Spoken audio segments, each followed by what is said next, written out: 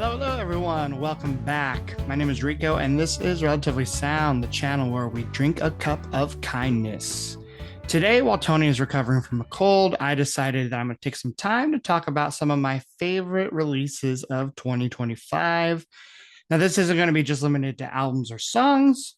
I'm going to talk about my favorite movies and books that were related to music, as well as some of the special vinyl releases that I got this year. And I'm also not going to go into the trouble of ranking anything. This is just going to be a fun list of things that I enjoyed this year that I would recommend. Although I have to start off with an album that actually came out last year that I only discovered this year, and that would be MJ Letterman's album Manning Fireworks from 2024. I went from not knowing anything about him until this year I saw him, the Counting Crows, trade off covers, and I became interested. So I checked out his most recent album, which was the one released last year. And I've actually been listening to it a lot over the last couple months, and it's actually made me really excited to check out his other albums as well as his band Wednesday, which I know he's a part of. So if you're a fan of his work or his other bands, let me know what you'd recommend for me to check out next. Now, finally moving on to this year, first I got to shout out Mike Campbell's autobiography titled Heartbreaker. I love to read, and I especially love to read an autobiography, especially if it's by a talented musician. And there's almost no better musician than Mike Campbell. If you've read any other Tom Petty biography, then you kind of already know what you're going to expect with this one. But I still think this is the one to read. Mike does a great job at telling different stories. You learn a lot about the band's dynamics, as well as some really honest moments that I kind of wasn't expecting. I think it's a great read if you're a casual fan, but I also think it's still a really great read if you are a hardcore Heartbreakers fan. Next, I'd like to mention some documentaries and biopics that came out this year that I enjoyed. One of them being the two-part Billy Joel documentary called And So It Goes. Although I can't say I learned a lot of new information about the Piano Man, I will say I think this 4-hour documentary was really well done. The interviews were great, the live performances were sublime, and I think the best part is the fact that they talked about every single album. Because not every music documentary goes through album, tour and tour. They kind of just focus on the band or artists, like biggest albums, biggest moments. But with this documentary, they kind of talked about everything. So that was kind of the best thing I enjoyed about this documentary. And I would recommend it to a Billy Joel fan and even a Billy Joel stan. Next is the Bruce Springsteen biopic called Deliver Me From Nowhere, which stars Jeremy Allen White as the boss himself. If you like the book with the same title written by Warren Zanes, then you'll probably enjoy this movie.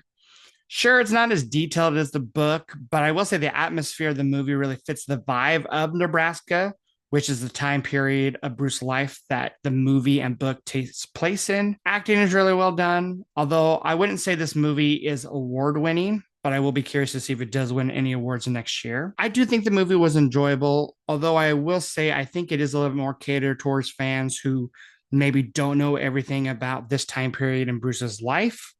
Again, if you've read the book or you just knew the information before, you might not be as amazed by it, but I still think it was well done. And I enjoyed both the book and the movie. And the last documentary that I watched that I want to talk about is the Counting Crows documentary called Have You Seen Me Lately? I will say I was a little bit let down by this one. It was kind of advertised as a documentary centered around the making of the band's second album, Recovering the Satellites, which is my favorite album from them, maybe even a top 20 album of all time for me. But it ended up being more about this band's success with their debut album than the songs from Recovering the Satellites and the process of making that album. I will say all the stories that Adam told during the movie were the exact ones that he tells in almost every interview he does. It's a good documentary. I think for a casual fan, you'll learn a lot of new things. You'll enjoy the little clips of live performances, but that's kind of what I wish was more. I wish there was more live performances included. Even though it's supposed to be centered around the second album, I kind of wish they dived more into it.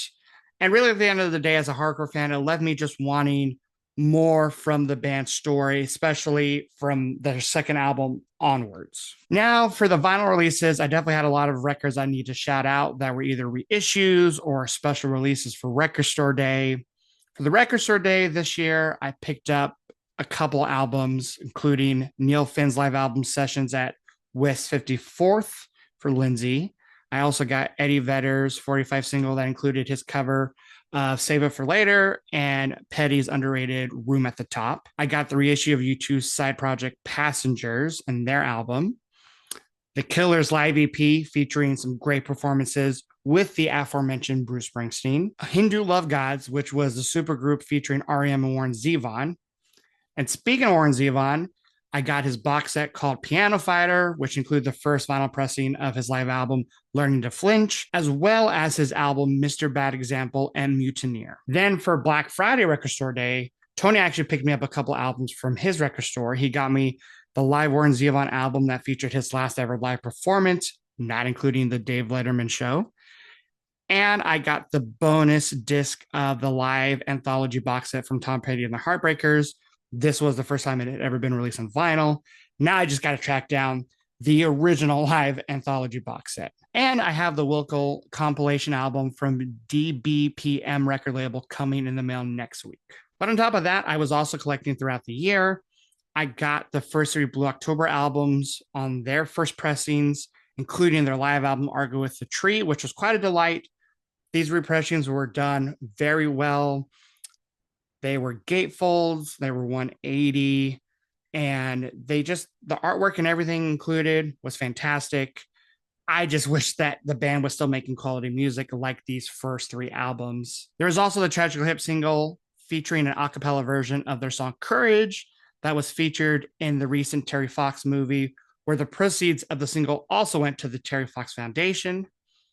I picked up the Queens of the Stone Age live EP, Alive in the Catacombs, the reissue of Stone Temple Pilots' album, Tiny Music, which is my favorite, Jason Isbell's live acoustic album released by Rough Trade, and finally, the reissue of Recovering the Satellites, which the Counting Crows released to celebrate their new documentary. Now, when it comes to singles, there weren't a lot of songs that I listened to that weren't included on the albums I'm going to mention later, but I do got to talk up quickly about the two new singles from Spoon.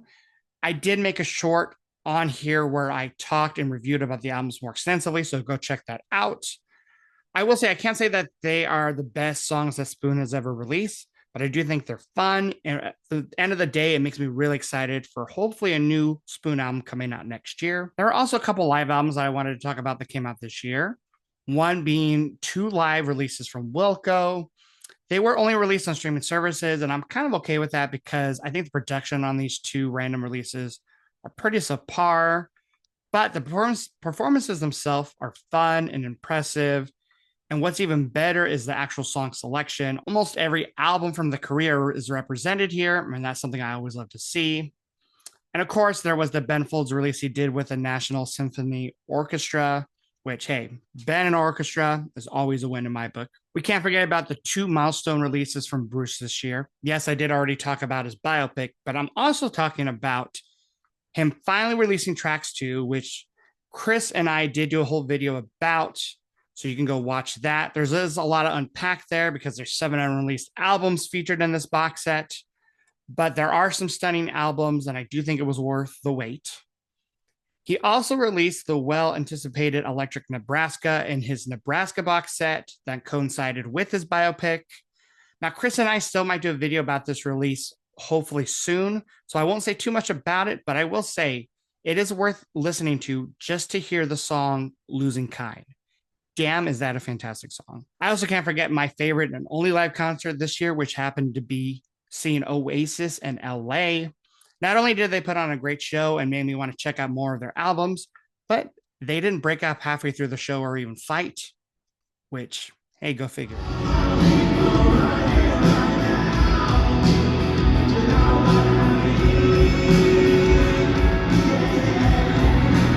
And to round everything off, here's a quick list of my favorite albums from this year. Again, in no particular order. And I will say I did, I think, make a video on this channel of me reviewing each of these albums as they were released this year. So definitely go through the channel and find those videos if you want to hear my full thoughts on the album. And as I'm talking about these albums, I'm also going to have on screen some of my favorite songs from the albums that I think you should definitely check out. These albums do include the Swell Season's third studio album, Forward, which was their first album after 16 years. Yes, it wasn't as memorable as their first two albums, but it is nice to hear both Marquetta and Glenn making music again. The Counting Crows released their 8th studio album this year called The Butter Miracle, The Complete Suites. It was less of an exciting release because half the album was released as an EP back in 2021. But I do think there's some really solid songs on here, and it does make me hope that there's less of a wait time until their next album. Jason Isbell's 10th album, Foxes in the Snow, was released this year, and this time it's actually his first album where it's just his songwriting and acoustic guitar and his vocals, which I think was really cool. I think the album has a lot of strong songwriting, and I do think the change of pace was needed for this personal and raw divorce album. But I've actually been digging the rock sound that the 400 unit's been doing recently on the last couple albums.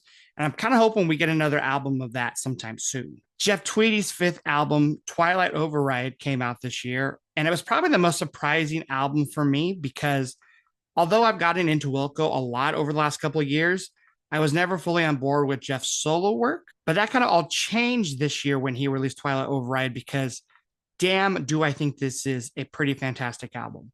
Yes, it is a triple album with 30 songs, but I do think that it's worth its runtime. Could have still been a little shorter and as enjoyable, yes. But there's a lot of different sounds and textures on this album, a lot of different songwriting when it comes to, like, let's say song length, spoken word, the instrumentation. And I just wasn't expecting that after hearing his first couple solo albums. And the funny thing is, with this album, it did make me go back and listen to his previous solo albums. And yeah, I'm kind of on board with the fact that I don't think Jeff Tweedy can do much wrong. And finally, we have Deep Sea Diver's fourth album, Billboard Heart. Now, this is a band that I think more people should know about. They have a perfect blend of catchy pop rock songwriting mixed with indie rock crunchy guitars and that Seattle infused energy. The band takes the best things from the previous album, Impossible Weight, and they just amplify it to 11. Every song is memorable and is one of those albums where each time I listen to it, it gets better and better.